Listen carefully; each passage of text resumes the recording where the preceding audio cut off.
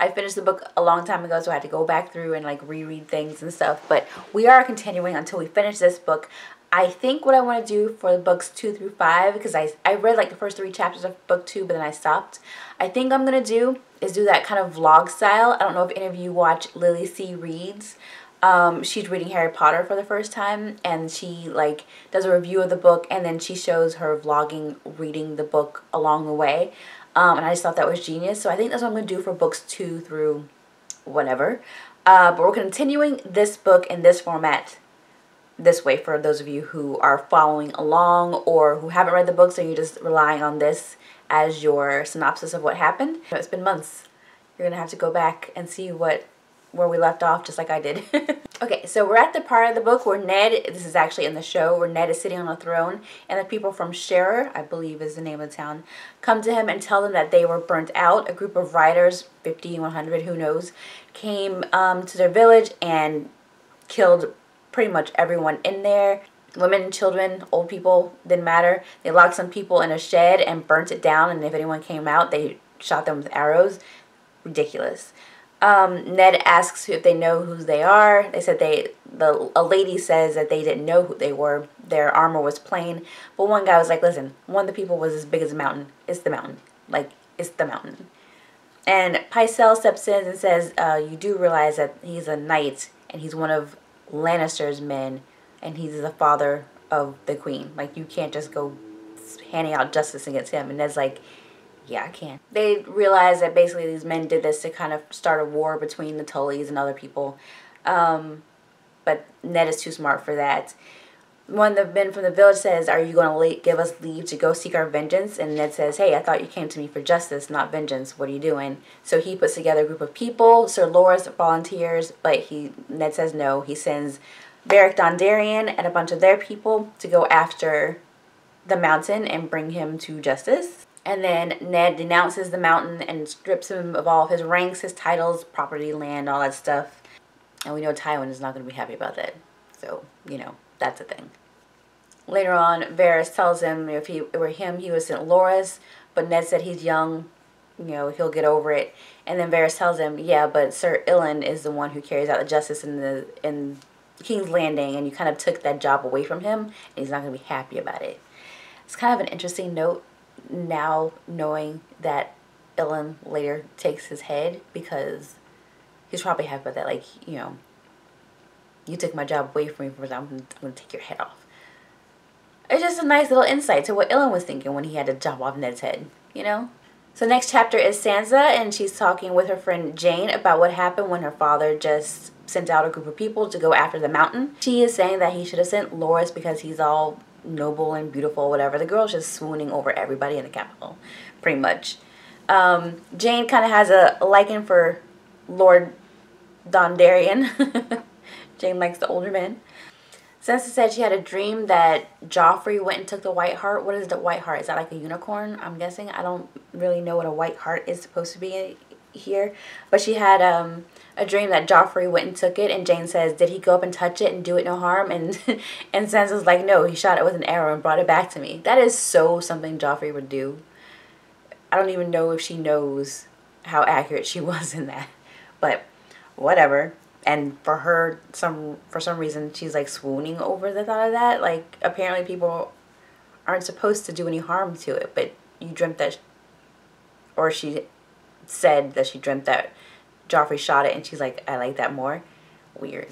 They have a minute where Jane said she saw Arya in the stables, and she was walking through the stables on her hands. Probably something her dance teacher told her to do. And Sansa's like, I don't know what that girl's thinking. She does whatever she wants. She's weird. Sansa also tells Jane that there were men from Castle Black who were asking for other men to come help them at the wall. And while she's talking about this, Jane gets bored and asks if there are any more lemon cakes. And Sansa's a little bit annoyed, but she likes lemon cakes, so she goes along with it. They go to the kitchen. They steal some food. Sansa has a good night. She heard her friend Jane go to sleep giggling and sharing secrets or whatever. They wake up the next morning, and Sansa has to see Arya at the breakfast table. And Arya wants nothing to do with her. I mean, who can blame her? Sansa's just annoying. Even reading her chapters are annoying right now, honestly. They are. I can't wait for her to get better. They bring up the subject again of when the Hound had to kill the butcher's boy. Arya's mad about it. And Sansa says he attacked Prince Joffrey, which she knows isn't true. So why is she repeating this lie to Arya, who was there, who knows the truth? But whatever. Arya throws a blood orange on Sansa's white dress, and she gets all mad and runs away. Septa sends them both to their rooms, and then later on, they're called to go meet with Ned, and Ned tells them that they're going back to Winterfell. Sansa, of course, doesn't want to, because she said, you know, she's set to marry Joffrey, and this will be breaking her marriage oath or whatever, but she really just wants to be queen, and she's in La La Land. Ned tells her when she's older, she'll make her a better marriage match with someone who's honorable and noble and all that. And Sansa, of course, says she doesn't want someone more honorable and noble. She wants Joffrey. And Arya reminds her that he wouldn't be a lion, he'd be a stag. And Sansa says, no, he's nothing like his father. And then that's, of course, when Ned has the epiphany and says, oh, my God. Anyway, he realized what's happening here. Sansa's upset. She, of course, starts crying and whatever. Scepter tries to comfort her. She yells at Arya that she should marry Hodor since they're both wild, I guess, in Sansa's eyes.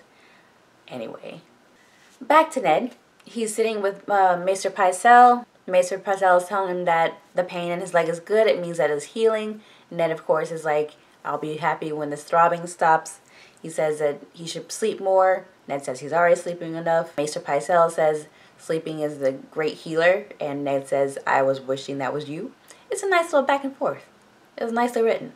Lord Tywin has sent a letter saying that he is not happy about a group of men that Ned has sent after the mountain. And Ned's like, let him be mad, I don't care. Lord Beric rides underneath the king's banner, so he can't do anything about it.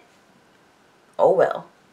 Ned is thinking about the realization that he's had that Joffrey and the other kids are not Roberts, and he's thinking, oh, if he finds out, he will kill them all, absolutely. And that he realizes that Bran must have somehow stumbled onto some part of the truth, because why else would they try to kill him? Ned then asks one of his people, Tom, to take him to the Godswoods, and he's meeting Cersei there. Cersei arrives, and she's like, why would you want to meet here? And he says, so the gods can see, as if that means anything to her. You know what it is? I think Ned is so noble and is so of the North and is used to Catelyn, who respects the Godswoods and all that stuff, that he thinks that, like, everyone is that way. That's not how it works in the South, apparently. Like, that's not how it works in the South. Cersei doesn't care. You just realized that she had kids with her brother. Why would you think that she gave a crap about what she said or did in front of the gods? Am I right? Anyway. He tells Cersei that he knows why Lord Aaron died, the truth he died for. And Cersei says, oh, well, my brother's worth more than him. And he says, your brother or your lover? Ooh. And she's like, did you bring me here to serve me riddles, or are we going to talk? They have a little bit of a back and forth, and Ned asks about Bran. He says, you know, my son Bran, what about him? And she says, he saw us. And she asks, you love your children, don't you? He says, with all my heart. And she says, no less than I love mine. Basically saying that she had to do it to protect her children. But, I mean, honestly, kids are easy to buy. And I don't say that in a weird, creepy way, like I bought children. I'm just saying, like, it's easy to, like, hey, take them to the fair, give them a popsicle, and they're fine. Like, he couldn't give them some cookies and, like, a horse to buy his silence or something. Like, why'd you have to throw him out the window? I know, I probably would never survive in this land. But, you know, you can just give him a horse and tell him to be quiet about it forever. Made him a knight. Because that's what he wanted anyway. He wanted to be a part of the King's Guard. Poor thing. Anyway. But Ned said, so all three of the kids are Jaime's, and she's like, thank the gods. She doesn't even try to deny it. She's looking him straight in the face, and she's just saying it. To her credit. She could just try to deny it, but Cersei, you know, she knows that she's a queen, and there's not much anyone can really do about that. But with something like this, if Ned were to tell Robert, how would that go over? It makes you wonder what would have happened if Ned did get a chance to tell Robert what would have happened, how Tywin would have responded. Anyway. But Ned's like, you've been married for over 12 years. How is that you've not managed to have a kid with him? And she tells him that I was pregnant once, and my brother found someone to basically give me an abortion. And any other time Robert wanted to get down with it, he was too drunk, and I pleasured him other ways. Pretty much it was easy. I mean, it makes sense. Robert did like to go to, you know, brothels and we saw him on the show was just like openly getting along with other women and stuff. So she was probably like, it wasn't that hard. Anyway, Cersei says to him, your wife is 1,000 miles away. My brother isn't here. If you're nice to me, I can make it worth your while. And Ned's like, did you make that same offer to Lord Aaron? And she slapped him. Ned says, oh, I'm going to wear it like a badge of honor, which is what Robert says to Cersei when they were in the room. Anyway, and she's like, honor? You have a bastard son. How did you get that? Did you rape some Dorne girl? Or was it the grieving sister, Lady Ashara, after you killed her brother? They said she threw herself into the sea. Was it because you took the son away from her? Ned's like, first off, I don't kill kids. That's you and your brother. So calm down. And then second of all, when Robert gets back, I'm going to tell him what you did. If you were smart, you will leave right now before he gets back. Go to one of the free cities where he can't touch you. Because Robert gets back, his wrath is going to fall all over you. And she's like, but what about my wrath? What about what I can do? She's like, you could have taken the city, like the city for yourself. Jamie told me what happened when you got there. You could have climbed the steps and taken it for yourself, but you didn't. And Ned's like, I've made bigger mistakes in my life. Can you imagine what it would have been like if Ned had taken the sea? I wonder how Catelyn would have treated Jon then if he was just like a breath away from getting the throne instead of Robert. Anyway, Ned said there are bigger mistakes that I've made. And she's like, oh, yeah, there are. Because when you play the Game of Thrones, you win or you die. Yay, we have the line.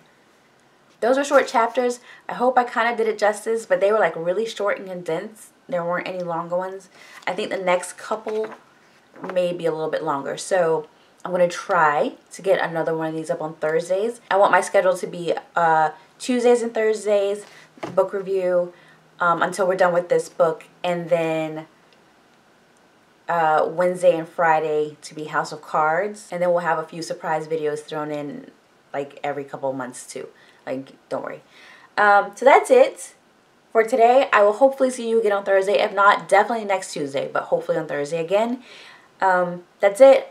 If you're picking back up with me, let me know, and I'll see you Thursday. Bye.